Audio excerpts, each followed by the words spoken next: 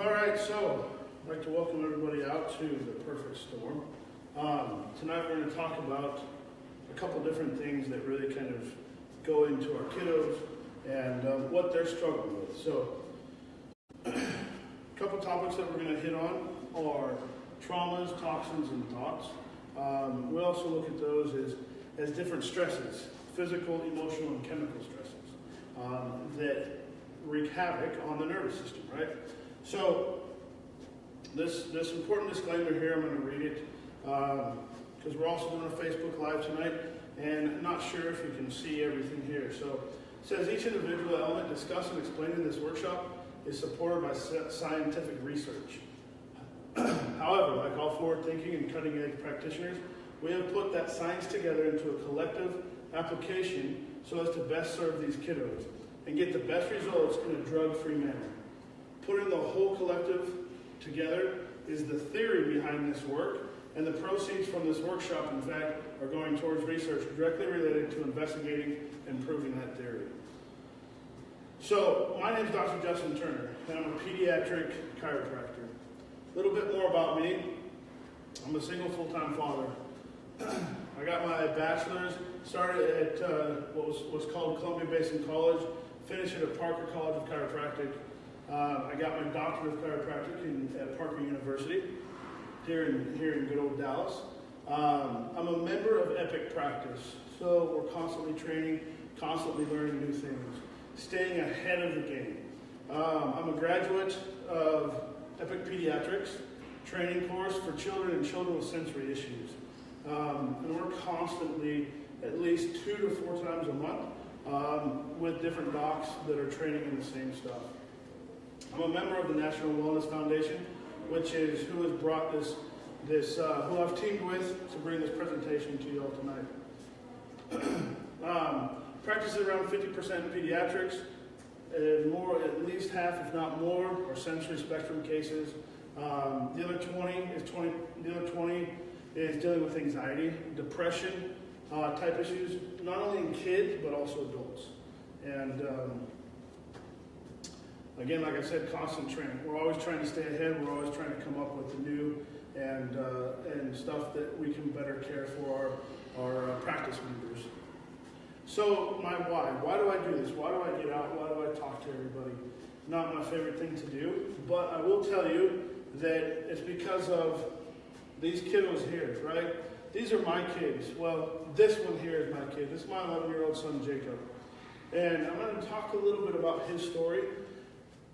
And this picture here is actually a year old. This was Christmas 2016, I guess.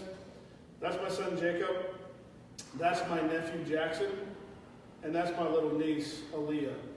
Now, why do I stand in front of people? Why do I talk about this? It's all because of what chiropractic has done for these kiddos and what I know chiropractic can do for the kiddos in our community.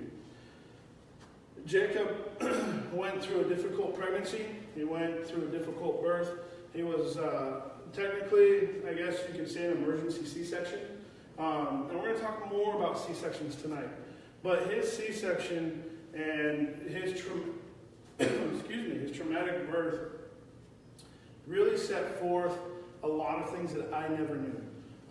At that time, and even the beginning years, I never knew of the things that chiropractic can do. I never got the answers that I was looking for. So, we're going to talk about some different childhood illnesses tonight. The first one is going to be asthma, right? There are 1 in 10 kids nowadays. I mean, it's crazy. I grew up with asthma. Again, my parents never had the answers that we have now. Why? Maybe because chiropractors didn't stand up, step out. Hard to say. Or maybe because that message just wasn't loud enough, right? ADHD. We talk a lot about that on Facebook, throughout everything we do. A lot of our practice members are diagnosed with ADHD. And we're going to look at a couple of those tonight. Ear infections, through the roof. I mean, non-stop hearing about ear infections all the time. What happens? What do they recommend? Take out your adenoids, take out your tonsils, right? Put tubes in. I've had patients in the past where they've gone through 5 and 6 different kinds of tubes. And did it cure it? No, it sure didn't. Ear infection, autism, 1 in 68, 1 in 32 boys, and it is rising on a very fast pace, probably even higher than that. So we're going to watch a little video here. It's called the awareness test. And I'm going to ask a question at the end. So pay close attention. This is an awareness test. How many passes does the team in white make?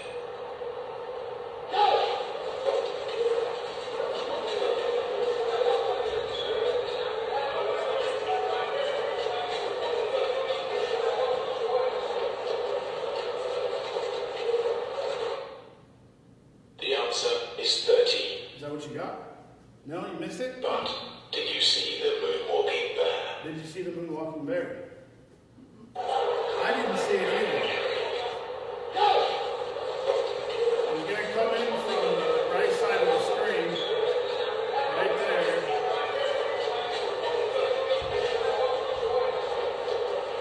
And what happened? We were so concentrating on what?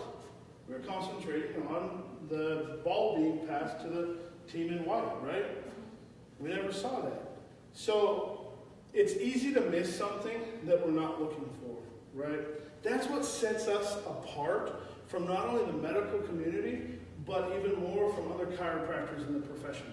We look at the spine to find out exactly where these issues are coming from. So tonight's plan. Well, number 1 is to gain better awareness, right? That hope. Number 2 is to get answers. Number 3 is to give action steps and get that help. It does us no good to get awareness and then not act on it, right? So we're going to talk about some action steps. So the new normal, right? I mean, I'm sure you've heard this. If you haven't, this is what's going on today. High stress, fear-based pregnancies. So again, my son went through it, right?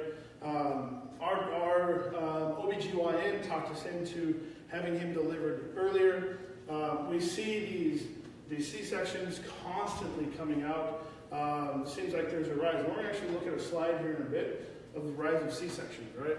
Birth intervention. So jumping in there, vacuum type stuff. All of those things are going to cause an increased stress on the nervous system.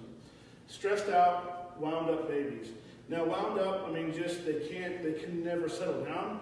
They're just constantly going. And I like to refer that to as an engine, right? So that engine is just constantly turning over. There's no brakes. So what do you do when you hit that corner? You're in trouble, right? And that's what these kiddos are going through. Which then in turn, they get sick all the time. They're stressed out. Toddlers, right? Jackson, my little nephew, before he got under constant care, man, that little dude was all over, breaking bones, just could not sit still, could not control himself. Always, I mean, he would go until he just wiped out. Jacob was the same way. And then we see the sensory spectrum challenges, right? It's normal. We hear this all the time. It is normal. And I just heard a report the other day where it talked about how autism is normal. We shouldn't even blink an eye at it anymore. I think that is absolutely wrong. So this is one of our patient members, and this is his mom actually did a video. He went from getting letters sent home practically on a daily basis, almost to the point of getting kicked out of school, to getting stars and letters sent home. So Mom thought it would be kind of fun to have Avery talk to us about that. All right, how old are you? 8. How old were you when you started seeing God? 7. What was going on? I didn't want to go to school. Oh, God. Because I was getting in trouble a lot. And what's your favorite part about seeing God? Of course we have toys at the And how are office, things right? going for you now this year? Great.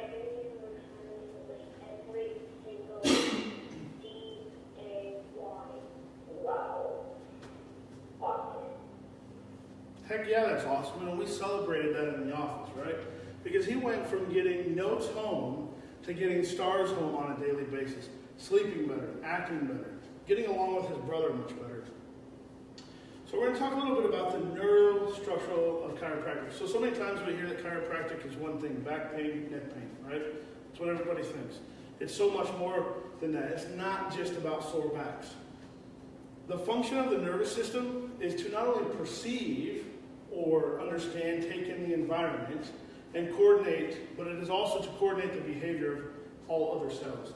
So if we stop and think about that, that's pretty incredible, right? Everything that controls and runs our nervous system, there's quite a bit to it. Dr. Bruce Lipton, super smart man, said that. So how does it work? This is kind of what we were referring to earlier, right? Gas and brake pedal. Chiropractic and the nervous system. So we're back to those toxins, right? Or to the stresses. We've got physical stress, we've got chemical stress, and we have emotional stress. So what's the physical stress? Could be a birth trauma, right? Could just be falling down, could be being dropped. As a little kid, I was stepped on my head by my dad as he was running through the house with a lit paper towel trying to get the barbecue lit. So there's all kinds of different physical traumas that kiddos go through, right? We've got chemical stresses, whether that's the food that we're giving them, whether that's, like I said, the diet, can be vaccines, can be an array of things, right? Everything when they're loaded on top of each other, that's what causes that continued stress. Thoughts, emotional. So whether it was a difficult birth, a difficult pregnancy, all of those emotions are going in and they're having that struggle, right? So the brake pedal is the parasympathetic. That's where we heal. That's the wellness cycle, okay? Have you ever heard that word before? You have? Good. Have you heard of sympathetic? Perfect. You remember what sympathetic was? No. That's okay. So sympathetic is actually that survival, that fight or flight, right? So if we have danger, or we have excessive stresses coming on us, what do? We either stand our ground and try to fight them off, or we try to get the heck out of it, right? We're in that flee mode. And so we're always trying to survive. Can we heal in the survival mode? We can, right? And so that sympathetic or gas pedal is like that engine. It's just constantly turning. And in our kiddos that are on the spectrum sensory, it's at a point where it's almost out of control, right? And so they can't stop it. That's why they blow up. That's why they have these fits. That's why they struggle in social areas, right? Whether it's school, just being out, whatever it is. So the adjustment, the chiropractic adjustment corrects what's called subluxation. And we're going to talk about subluxation here in just a minute. Have you heard that word before? You have. Good job. You remember what that was? Okay. No worries. We'll get there. So dyskinesia. What that is we have a misaligned and fixated joint. Okay? So losing the ability to go through proper range of motion. No matter what joint that is in the body, there's a proper range of motion, right? Whether it's our neck, whether it's our back, right? The spine, each one of those have tiny little joints. Same thing with our elbow, fingers, so on and so forth. So, in farmer terms, what does that mean? Crooked, kinked, bent, jammed, stuck, right? It's not moving. It's stuck there. It's fixated. And so, when that happens, we continue to build that stress or that subluxation. Now, where does it start? And this is kind of what we talked about, that physical, right? So we can see that little baby being pulled out in a C-section in this picture. That's how my son was delivered. Others, we have forceps that go in and yank out, and we even sometimes have vacuum extractions, right? So normal pulling, just normal, a normal vaginal birth, it's about 60 pounds of pressure that's being pulled on that little neck. I don't know about you, but I sure the heck wouldn't want 60 pounds of pressure being pulled on mine, right? Pretty incredible. So here's that chart I was discussing. 96% of total births, right? We were about 20%, which were C-sections. We can see that by 2009, 10, it had risen to 35%.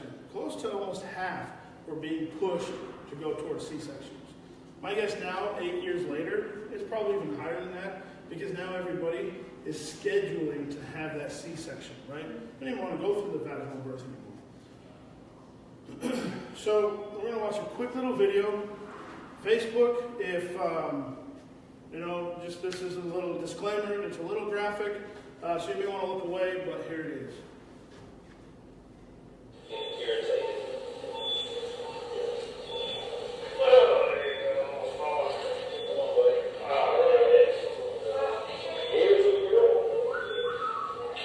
Now watch when they pull her out.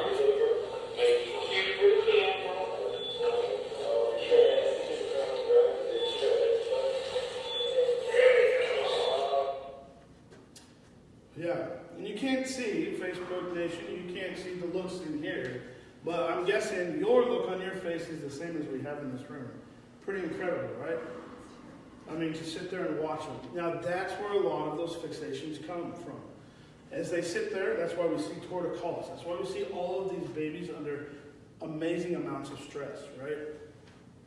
We just had a little baby in the office yesterday that has been having difficulty keeping food down. 4 months old and just, and not able to do it. We scanned them, and we're going to talk about the scans in a minute because we want to make sure that the care that we provide is what they actually need. So there was three doctors here that did a study on incidence of somatic dysfunction in healthy newborns. So this is healthy, right? This isn't autistic. This isn't anybody that had been diagnosed. So 100 newborns were examined, and it says that somatic dysfunction of the cranial, cervical, lumbar, and sacral areas, so head, neck, back, and the sacral, right, the pelvis area, was common in healthy newborns. So if that subluxation or that fixation is common in those newborns, guess what it is, in those healthy newborns? Think of how much more stress it is on the unhealthy newborns. Now, what does somatic dysfunction mean? It is misalignment, right? That subluxation word.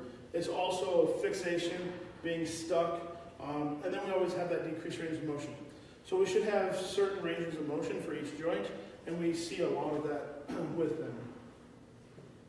The other thing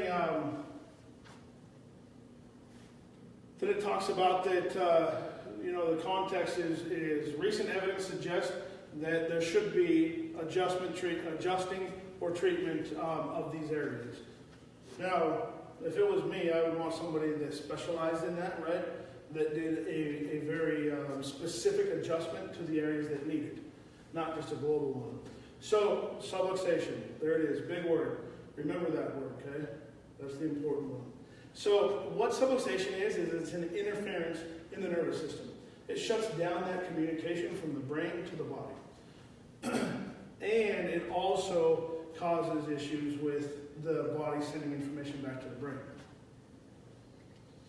So dyskinesia now goes into disafferentation, okay? So disafferentation equals abnormal input. Have you ever heard of the word nociception? So nociception deals with noise, right? So when we see these kiddos that are struggling, whether it's ADHD, whether it's autism, that's what they hear right there, right? I don't know about you all. I like Metallica, but that's Metallica. And for them, and especially for, I don't know if you like Metallica or not, so you do, a bad example, right? But what happens is they don't know what's going on. It's just that loud noise in their head. Now, yeah, it's not like loud noise like that, but it's that input that goes into the brain. And they can't decipher it. They can't understand it. So the reverse of nociception is proprioception. So proprioception is, it comes from from input into the nervous system, okay? So it's the perception of movement, whether that's an adjustment in the spine, whether that is ABA therapy, whatever it is, that proprioception is going to increase the input, the positive input to the brain, which then in turn will lower that Metallica or that noise of nociception, okay? So that's why the adjustment is so important. 80% of proprioceptive input comes from the spine. Pretty incredible. So we have a lot of these therapies out there, ABA therapy, right? And they're all it's only responsible for about 20% of that positive input to the brain. So if we can include and have chiropractic introduced, adjust the spine, put that positive input, we see even better results. 33% or 1/3 of it is from the upper neck brainstem. So remember that video we watched, right? Pretty incredible when they twisted it back and forth, pulling her up out. That's exactly what's going on here. They're putting that fixation and that subluxation in there, which puts more stress onto the nervous system, and when it's left, that's when we end up having this perfect storm. So when we're able to go in and remove that subluxation, that interference, it sends that proper information to the brain. So the next topic is dysautonomia. What does that mean? It's a state of imbalance or dysfunction of the autonomic nervous system. You remember what the autonomic nervous system does? Or what it is? Slightly. What do you think? That's okay. I won't put you on the spot too much. So it actually controls the organs, glands, and blood vessels, right? Pretty much head honcho for the most part. So what major system? It controls the immune system, digestive system, and the endocrine system. Now, lately, this guy here has been under attack, right? A lot of flu going around, especially here in North Dallas. I mean, incredible amounts of people at this point are passing away because of the flu, right? Well, it's because their immune system hasn't been strong enough to withstand everything coming on. And again, when we have that dysautonomia or that imbalance or dysfunction of the nervous system, of course it's not going to function right. The body was designed and it is meant to heal itself when that interference is removed, right? So, again, Dr. Bruce Lipton said that you can't be in growth and protection at the same time. So when we're talking about our kiddos, what happens if they are in protection? They can't grow, right? They can't develop. They can't hit those milestones that they're supposed to as they continue to grow up. So dyskinesis, it's errors in energy output and organization. Or in other words, it's abnormal energy output. So it's almost garbage in, garbage out type of a thing, right?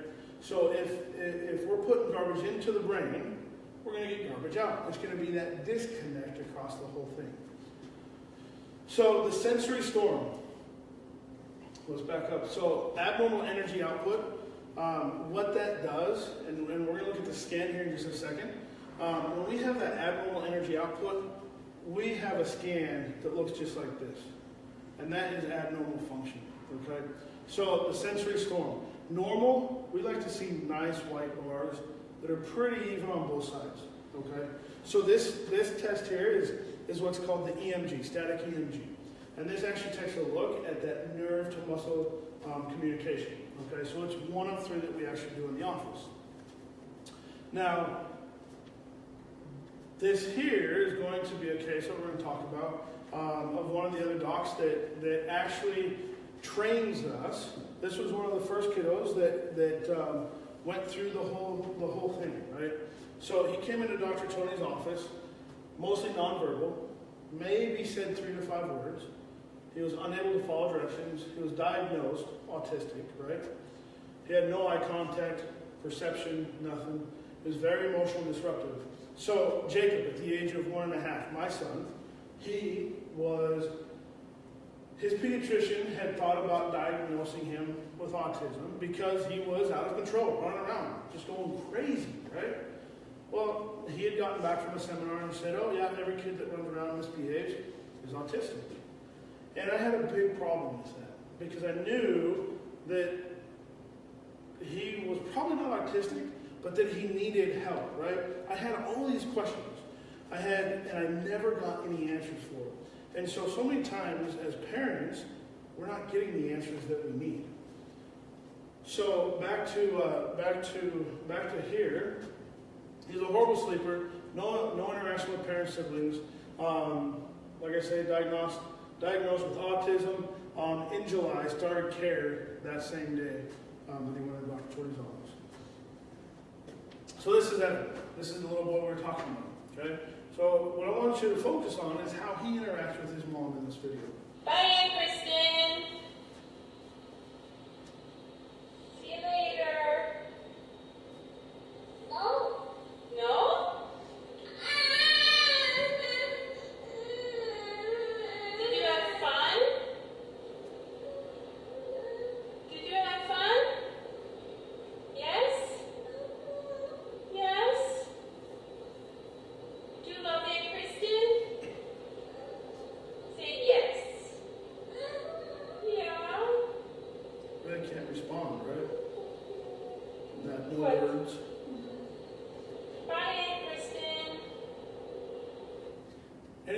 was unable to communicate what he was feeling, right?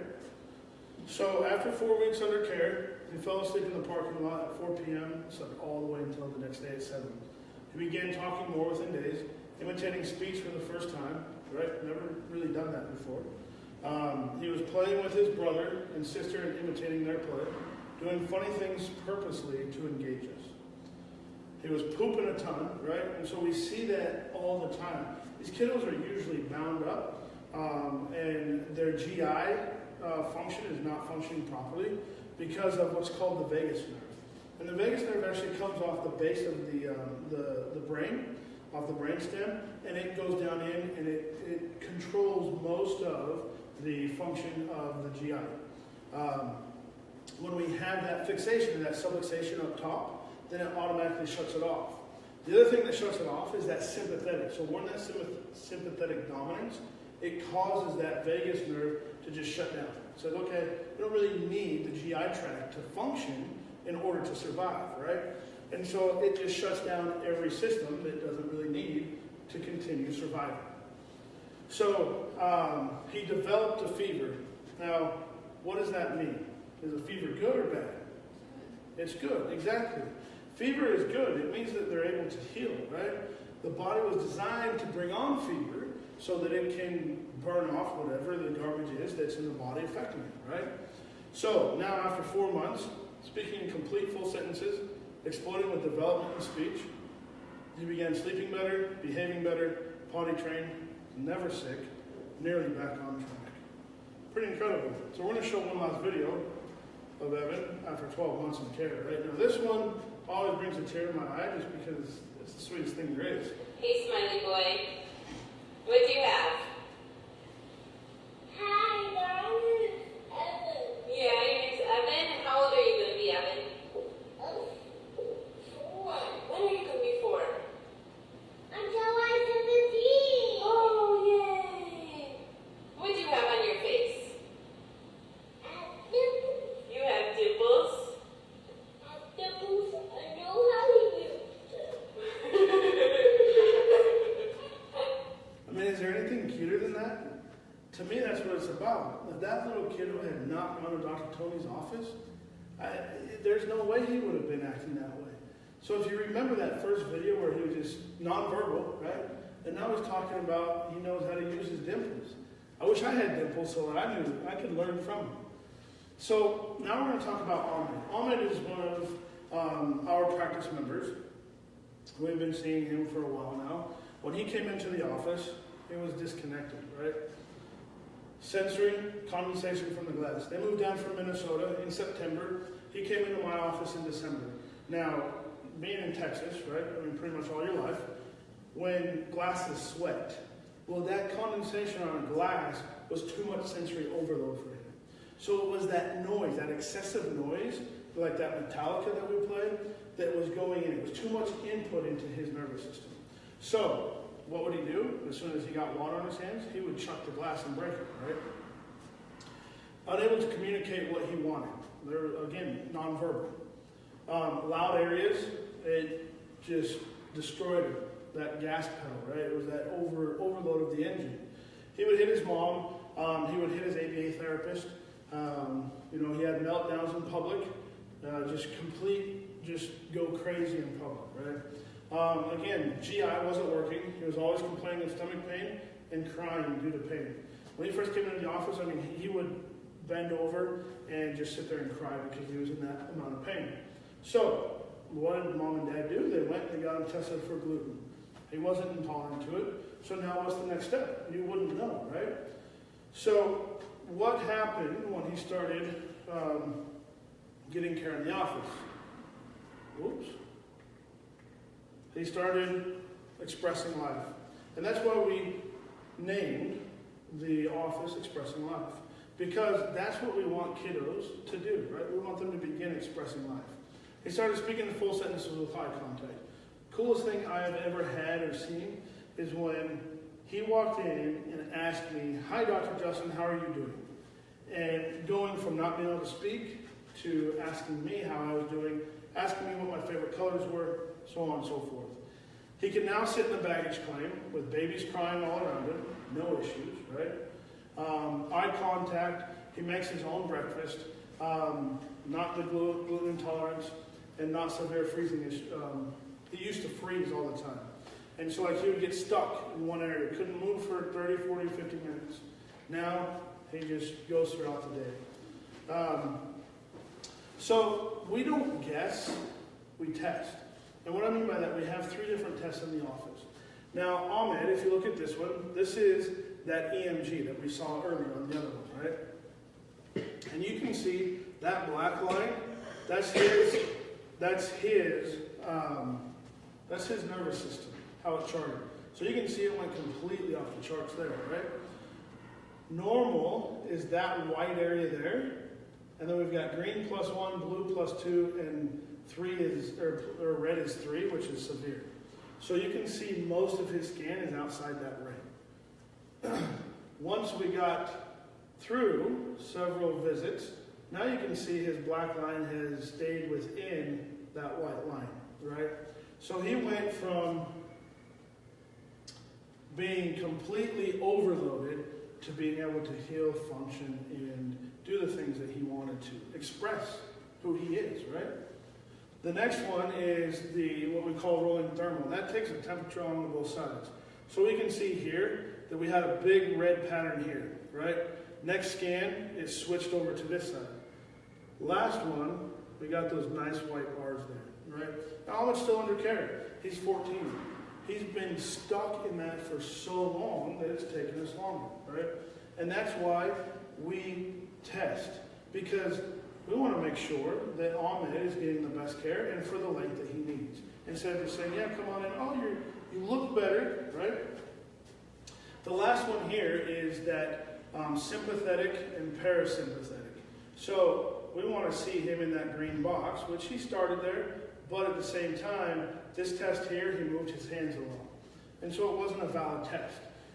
This one here was better, and then that one again was, he had a little bit of movement there. But that's all part of being still, right? And so in the beginning, with him moving as much as he did, that was part of the initial test that we took on him. So this is Ahmed. I know the video isn't great, but Mom sent us this video of him playing baseball. And so he's right there. Coach is getting ready to pitch him the ball. And you can see the ball fly out of the picture. So he went from being able to not hit the ball to just running to around all the bases, to being able to run to first, stop, run to second, stop, run to third, stop, and then home. And so what that tells us is he's able to understand and now apply it, right? Whereas before he wasn't. So, WAS. Do you know what WAS stands for? What's at stake? Lives, right? Lives of not only my son, my niece and nephew, not only lives of Ethan, of Evan, of Ahmed, right? But of all the kiddos that we know. And what I mean by that is when they're under such amount of stress, they can't function the way that they were intended to function. And so that's what we do. That's what our mission is to not only get this message out there, right, get the answers, but more importantly, to get out and help these kiddos and help these families so that they can enjoy life. So, action step. Now, I can tell you, I'm pleasant with the presentation. I'm happy that I was out here tonight, right? But at the end of the day, if I just walk out and never see anybody again, did I do my job? No. Because it's not about just getting the message, but it's about getting them in so that they can get the help that they need. And so, how can we find out if we can help? The simple answer is to get the scan, right? Now that scan will tell me if I can help your kiddo or not. That scan will help me understand if your kiddo's a candidate for chiropractic care, if this is what your kid needs.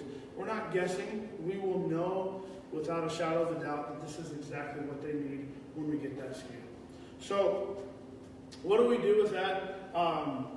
we have an opportunity for everybody.